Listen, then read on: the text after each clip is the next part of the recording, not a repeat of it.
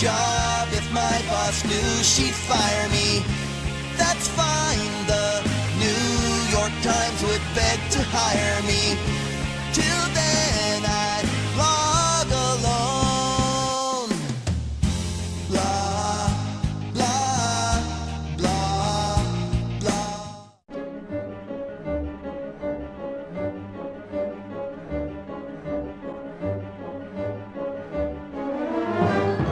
Grateful to be here. I know a lot of you are already signed up to contribute, and I appreciate that. I know some of you have already come over and played poker or sampled our open bar, and I appreciate that too, where that came from. I'm editing a site called thedailycaller.com, which ought to be up in about 3 weeks. We'll probably put it behind a firewall, preventing the general public from seeing it for a couple weeks after that, though anybody who wants is welcome to critique it, get a password and come on. We are a general interest, which is to say large newspaper type format site, roughly along the lines of the Huffington Post, are probably most comparable to what we are. We're coming from a certain point of view, and that would be not in sync with the current program. This will, let me just say as bluntly as I can, what it will not be. It will not be a forum for discussing the future of the Republican Party or conservatism or internecine feuds between conservatives and libertarians and, you know, pro-life libertarians, pro-choice libertarians. I mean, there are forums for those conversations. They're numerous online, as you know, and I think they're great, and I'm interested in that conversation, but that conversation will not take place on our site. Its only purpose is to fill in the very large gaps in news coverage of this administration and the Congress. We think things are changing really quickly. We think partly because mainstream journalism is collapsing because the economic model is proving untenable, that there just aren't enough people covering this administration and telling the public what exactly is going on. That's our charge, that's our job, that's our passion, and that's what we like to do. Do you feel that there is enough of a pool out there of reporters or citizen journalists? Yes. What about the people who, you know, don't have either a journalism background or right. have never done this before? How are you going to keep them on track to be those reporters and not, you know, follow the punditry line or the opinion line? Right. That's an excellent question, and it's one that we're, you know, grappling with to the point where it's waking me up at night. Obviously, a venture like this is going to have to adhere to the highest possible standards of accuracy, because I'm not saying that not everyone loves me, but it turns out not everyone does. And it's only going to take a single story that is wrong or stupid or defames somebody for this whole enterprise to be discredited, fairly or unfairly. I mean, I've been here since 1985 in Washington, and I've seen a lot of conservative media rise and a lot of them fall. And up close, I've certainly worked for a lot of those organizations. And the thing that kills them almost always in the end is not necessarily ideological zeal, but failing to live up to the basic standards of journalism. And the basic standards are really clear. Tell the truth, be accurate. You know, spell the names right. How's that sound? You know what I mean? Just sort of, and I'm not attacking anyone in particular, but you know, if you've been around here a while, I think you sort of know generally whom I'm talking about. It's very important to live up to the basic standards of journalism. Make sure it's true before you print it. And so that's going to be a huge undertaking for us. It's going to be a lot of things. There's going to be, I mean, as a newspaper is many things. We will indeed have a sports section. The only sport I play is fly fishing, so I'm not in charge of that. But there is, in fact, you know, there are many elements to the site. But yes, there will be a large and lively and I believe vigorous, in effect, op-ed section. Newspaper terms are the ones I think most clearly in. And there's going to be a large aggregation section. I mean, the other thing you have to be if you have a news site is timely. A little bit of a crisis going on in the country. We're getting a version of socialism, and nobody cares. And moreover, nobody's paying attention. You poll the average person, how big is the bailout? Or just basic questions about what their government is doing. You will find, my brother's a pollster, I get this stuff all the time. They have no clue. And we feel like there's a really important conversation that we can add to, and that any discussions about whether we're libertarian or conservative, whatever, total distraction from what is a vital, in my view, you know, message, goal, crusade. I guess the truth is that we can't be everything. And one of the things we're not going to be is a forum for figuring out who belongs in the Republican Party or the conservative movement. As I said, and I mean it with all sincerity, I'm glad that there are such forums. And I think that obviously the Republican Party needs to think deeply about why it is where it is. And I applaud those conversations. I think most people in leadership, all smart people sort of get that that is necessary and is going to happen.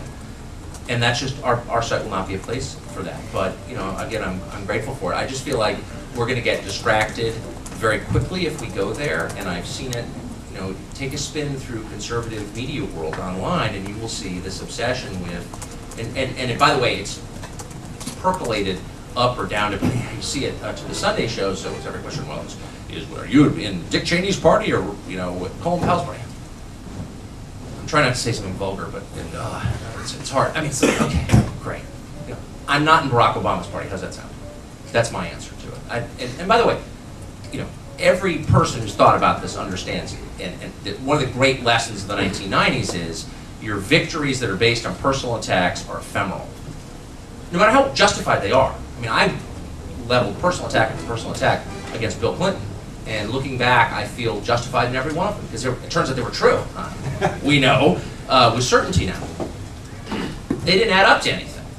The arguments that endure, of course, are ones that are rooted in principle, period. And so that's where we plan to keep it. And by the way, Barack Obama is such a in his personal style, less polarizing figure than Bill Clinton ever was. And he won the majority of the popular vote, by the way. So he's by definition legitimate in a way that Clinton, in my view, never was. You're not getting anywhere by saying Barack Obama's a creep or his wife's annoying or whatever. Okay, that may all be true, I don't know, whatever. His policies are damaging the country. And that's clear to the very relatively small group of people who are thinking about it. But, there are over 200 million people who didn't vote for Barack Obama. 58 million voted for McCain. But, there's a lot more out there who I think are open to the idea that we are taking a radical turn, because we are. Now, I know I sound like I'm ready to stockpile food and weapons and move to Idaho, which I kind of am. But you don't need to be some sort of separatist type to see, or a militia member to see that this is a radical departure. And nobody wants to say that, for a lot of reasons, because it's maybe politically counterproductive to say, we're not going to jump up and down about Obama's an evil guy. We're going to shine a powerful spotlight on what our government is doing. We are going to have a month which we devote to defense and national security issues. It begins, look at the calendar in the back of this, and it's bookended by speeches. First will be a speech by Mitt Romney on June 1st, and then it's going to end on week 5 with a speech by Newt Gingrich. And really, the whole month is going to stress several points. Now, everybody involved in this is going to play off different angles of this. We have one panel specifically devoted to missile defense, for example, but we want to make several points, which I have been making really in my entire career in Washington. The first is that defense and national security issues need to be and continue to be, ought to be a first priority and a source of continued attention. One of the challenges in a democracy is when these kind of issues go beneath the surface, the crisis, whether it's piracy or North Korea or Afghanistan or Pakistan or whatever, when it recedes for a moment, attention switches to domestic issues, which is appropriate on one level because that's what the average person is interested in, but they don't go away in terms of the impact on the country. We are not in a situation we were in the 1990s when we were living off the capital of the Cold War and the Reagan years, where we could at least kid ourselves that the United States was not in a threat situation. I remember in the House at the time, the Clinton administration was doing defense planning on the assumption that we would not face an existential threat for at least 10 years. And this was well into the 1990s, the middle and the end of the 1990s, of course, 3 or 4 years before the attacks on 9/11. So we want to raise the profile of the issue. Events around the world, in that sense, are helping us and are going to continue helping us for reasons I'll get to in a second. Well, basically, because the world continues to be a dangerous place. You can look at it a lot of different ways. We think there are 3 kinds of primary threats or a number of secondary threats the United States faces, everything from piracy to genocidal type regimes in places like Sudan. But the primary threats are aggressive regional superpowers, peer competitors, at least regionally, who have aggressive at least regional ambitions that are antithetical to America's interests or its allies. Obviously Russia, China, increasingly Iran, which, as you know, is building a navy and is showing a willingness to use it. The second category of threats would be rogue regimes or unstable regimes that get or are close to getting or bent on getting nuclear weapons. We are living right now with the consequences of nuclear weapons proliferating to North Korea. We have this situation coming up with Iran. Pakistan is an example of a failing state that has a very substantial nuclear arsenal. These regimes are trying to get these weapons for a reason. They understand that it gives them a leverage, that it advances their goals in a number of different respects. It's the reason why a regime like North Korea, which is a basket case economically, devotes so much of its resources to getting, sustaining, and improving its nuclear arsenal. And then the third is terrorism as a form of warfare. The idea of developing tightly knit, highly organized, ruthless, transnational, shadowy conspiracy, guerrilla-type operations. If you have axe to grind against the first world, either some generalized religious fanatical acts like Al-Qaeda or localized issues like Kashmir, you are going to get pushed in the direction of organizing in that form because that is effective. Terrorists understand that for strategic purposes, the world ought to be thought of as a matrix of systems, really. Financial, communications, transportation, they're linked together. The links are easy to attack, hard to defend, a lot more vital to our way of life than their way of life. That's really a better way to think of the world strategically than as nation states with national boundaries, which is the way most of us tend to think about it. So these threats are out there. They are all, we're in an eerie time in a sense because they are all demonstrably, undeniably growing at the same time. Seems like every week there is some new story, some new event that shows that. Everything from Russia invading Georgia at the end of last year, the Chinese announcing that they have a new kind of carrier killer missile opening up a big nuclear submarine base on an island in the South China Sea. Obviously what the terrorists are doing, and then these regimes getting and developing and sustaining nuclear weapons, piracy. There isn't an area where these threats are receding. So that's point two. Point three that we make extensively, by the way, if you want the background on this, you can go to heritage.org. I've written extensively about it, so has Jim Carafano, Mackenzie Eaglin, Baker Springs. I have an article coming out in the Regents Law Review. It's not quite out yet. It's called Sowing the Wind, the Decay of American Power and Its Consequences, that Heath Hall, who works with me at Heritage, and I wrote. It's probably our most exhaustive article if you want just a reference on what's happened with the American military and how does that relate to the strategic situation in the world. I got a hard copy of it. We'll put it online at Heritage as soon as Regents puts it up, which I think will be next week. Third point, the United States has been underfunding its procurement modernization budget going back to at least 1993. Without going through all this, the Clinton, when he took power, slashed the modernization and procurement budget. And they took what at the time we called a procurement holiday. There were areas where they bought, just in terms of platforms, ships, planes, aircraft, helicopters, 10% per year of what we were buying in the 80s. They cut the size of the force, but nowhere near as much as they cut modernization and procurement. And so the force has rusted over time. The average age of airframes in the Air Force, for example, is about 25 years. In the Vietnam era, it was 9 years. These are airframes typically with 30-year lifespans. In addition, we have been postponing the development of new generation platforms with the most modern information technology. And so all of that now, all those chickens, if you will, are coming home to roost. And our position is that we need a substantial increase in the modernization and procurement budget so that we can modernize the force really across all three services.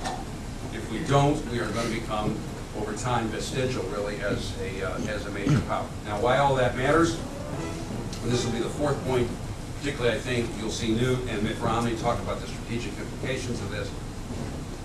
One of the things, this is a little more my theory than Heritage, but one of the things I think that has hurt us in foreign policy and has caused a lot of dissension and conflict, even in the conservative movement, is a lack of debate about America's strategic mission in the world. If you had said the Cold War presidents, from Truman to Bush 1, maybe with the exception of Carter, who I think never got it, but if you'd said that to any of the others, okay, what's America's mission in the world? In 15 seconds, I think they would all have said something like, well, you know, to contain and eventually defeat Soviet communism without a general or a nuclear war, something like that. If you ask any of the presidents we've had since then what America's mission in the world is in 15 seconds or 30 seconds, I don't think they could tell you. And that's not even a criticism. I mean, it is a criticism. It's not a shallow criticism. They'd all talk. They give you value statements. Bush would have given you a big value statement about the importance of freedom and democracy in the world. I'm not sure what this president would do, diversity or whatever, but they couldn't tell you what America's strategic mission was. And so if you don't know what your place in the world is, it's very difficult to lead your own people, much less achieve a bipartisan consensus, much less have the allies following you. And so one of my theories, and you're going to see, I think Gingrich and Romney discuss this in different variations, is that really after World War II, the United States became the animating force within the free world to try and anticipate and diffuse or contain or defeat really serious and violent disruptions to what otherwise might be the progress of the world towards freedom and democracy. On the assumption that if we did not do that, those disruptions would spin out of control and threaten American security, which was the experience, I think, of the post-war years, where we tried to stay out of it and let the Europeans manage things, and it didn't work. That's a sort of a baseline mission. And I believe that every president, really in the post-war era, has basically followed that. But they disagreed about tactics. That's why they all think the risks that I just mentioned. Even Obama would say, yeah, those are real risks. And the United States has to take a leadership role in dealing with them. They disagree about tactics. Some of them do. Obama's following tactics, I think, are extremely effective. But they agree about the importance of American leadership in dealing with those problems. And the foundation, from a strategic standpoint of success, whatever your tactics, is a military that is able and is perceived as being able to swiftly and effectively defeat violent threats. Doesn't mean you don't have other tools that you use. But the world's confidence in the American military and its efficacy is vital to our strategic mission. So as that breaks down, it doesn't matter really what else, how effectively you negotiate with North Korea, or whether you apologize or don't apologize, when you visit Germany. It's just because other countries see us in this role, even if we don't see ourselves in this role. And so if you're trying to accomplish a goal that you can see as inimical to America's mission, you're going to try and undermine the United States of America, whether you like the president or you don't like him. So it's our view that in stating forth the need for a strong military, we're really talking about a basic underpinning of America's strategic mission, which in turn is designed to accomplish our transcendent national interests that go beyond one administration after another after another. And we're hopeful that this Defense Month will spark a debate on that, as well as raise the visibility of the concerns we have about the American military. Thank you. Before I open it up for questions, I do just want to make an announcement about the Romney event on Monday. We do have space for anybody who would like to attend. I'll send out a follow-up invitation with the details of the meeting. And we have information on the calendar at the back of the handout. Any questions? Yes.